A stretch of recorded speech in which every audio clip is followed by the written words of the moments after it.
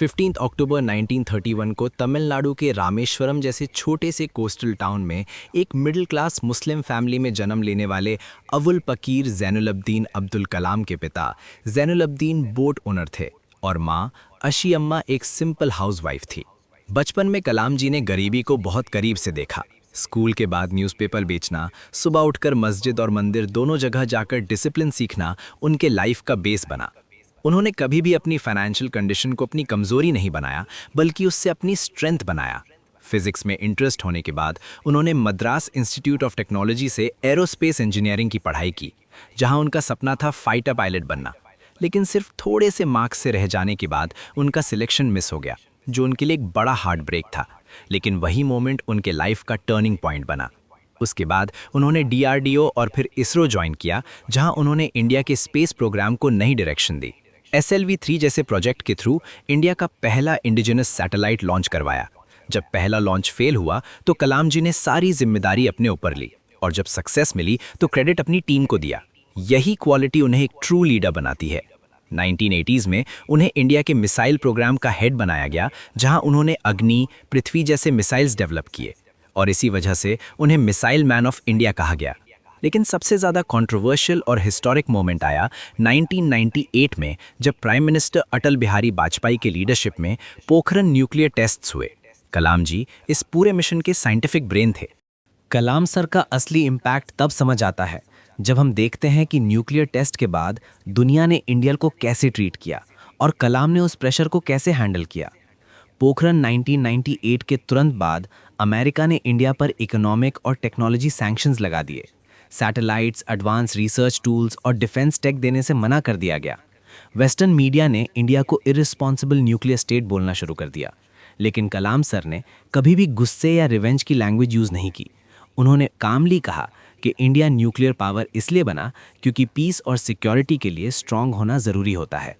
अटल बिहारी वाजपेयी के साथ उन्होंने क्लियर स्टैंड लिया कि India first use nuclear policy follow करेगा और न्यूक्लियर वेपन्स सिर्फ At 15:45 hours, India conducted 3 underground nuclear tests in the Pokhran range.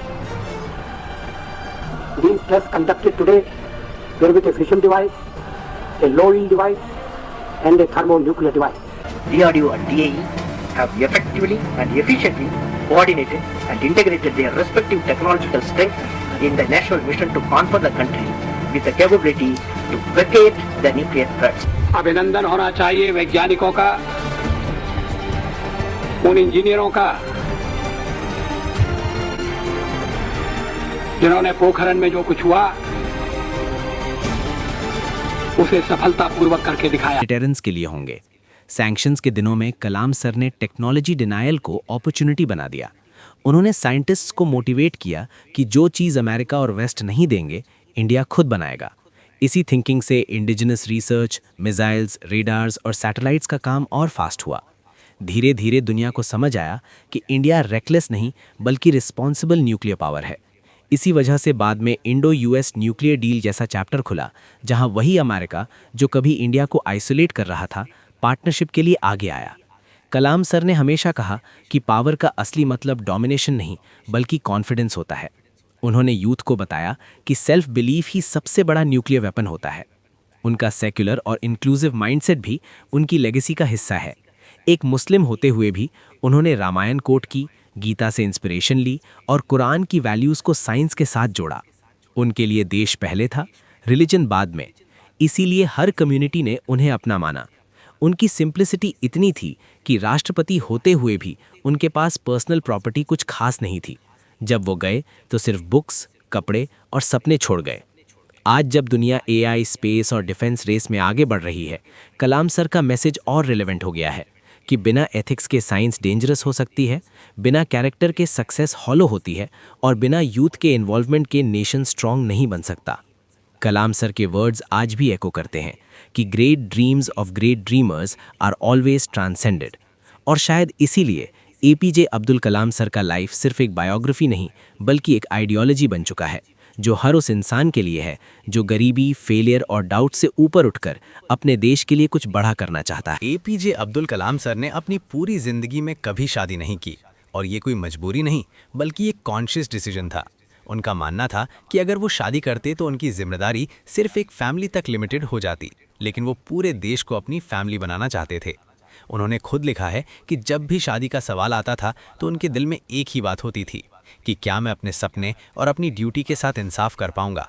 Science, research, nation security और यूथ को गाइड करना उनके लिए फुल टाइम कमिटमेंट था। 27 जुलाई 2015 का दिन था, आम लोगों के लिए एक नॉर्मल मंडे, लेकिन इंडिया के लिए वो दिन एक ऐसा दिन बन गया जो कभी भुलाया नहीं जा सकता। सुबह से ही एपीजे अब्दुल कलाम सर का रूटीन बिल्कुल नॉर्मल था। उन्होंने सुबह उठकर नमाज पढ़ी, थोड़ा लिखा, अपनी डायरी देखी और फिर अपने फेवरेट काम के लिए तैयार हुए। स्टूडेंट्स से मिलना, उन्हें सपने दिखाना, उन्हें लाइफ का मतलब समझाना।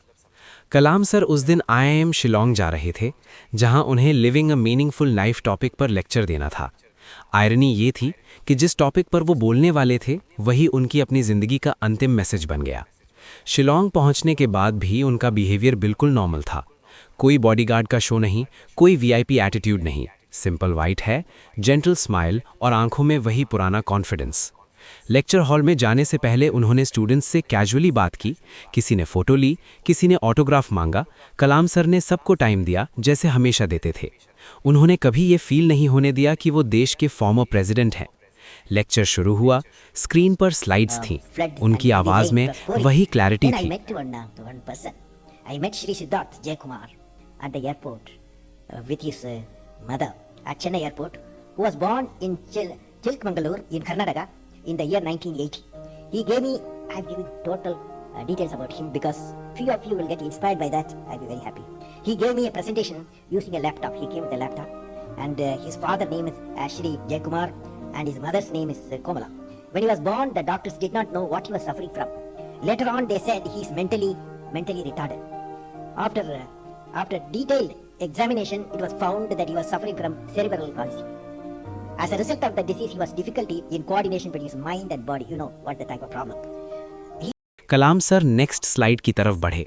अचानक उनकी आवाज़ थोड़ी स्लो हो गई, उनके हाथ कांपने लगे। उन्होंने एक पल के लिए पोडियम पकड़ने की कोशिश की, लेकिन उनका बॉडी उनका साथ नहीं दे पाया। सेकंड्स के अंदर ही वो स्टेज पर गिर गए। हॉल में एक सेकंड के लिए साइलेंस छा गया, जैसे किसी ने वक्त को रोक दिया हो। फिर पैनिक हुआ, स्टूडेंट्स खड़े हो गए, प्रोफेसर्स भागे, डॉक्टर्स को बुलाया गया। कलाम सर को तुरंत हॉस्पिटल ले जाया गया, लेकिन उनका हार्ट मैसिव कार्डियक अरेस्ट से बंद हो चुका था। डॉक्टर्स ने पूरी कोशिश की, CPR दिया गया, लेकिन शाम 7:45 PM पर ऑफिशियली डिक्लेयर कर दिया गया कि APJ Abdul Kalam is no more. ये न्यूज़ जैसे ही बाहर आई, पूरा इंडिया शॉक में चला गया। किसी को यकीन नहीं हो रहा था कि जो आदमी कल तक देश को सपने दे रहा था, आज खुद एक सपना बन चुका है। टीवी चैनल्स पर ब्रेकिंग न्यूज़ चल रही थी, सोशल मीडिया पर लोग रो रहे थे, स्टूडेंट्स अपने रूम्स में चुप चुप कर रो रहे थे। साइंटिस्ट्स के लिए वो एक मेंटोर थे, बच्चों के लिए वो एक फादर फिगर थे और नेशन के लिए वो एक मॉरल कॉम्पस थे। उनकी डेथ सबसे ज़्यादा इसलिए पेनफुल थी क्योंकि वो मरते वक्त भी वही काम कर रहे थे जो उन्होंने पूरी ज़िंदगी किया, सिखाना, इंस्पायर करना, गाइड करना। उनका अंतिम संस्कार पूरे स्टेट ऑनर्स के साथ रामेश्वरम में हुआ।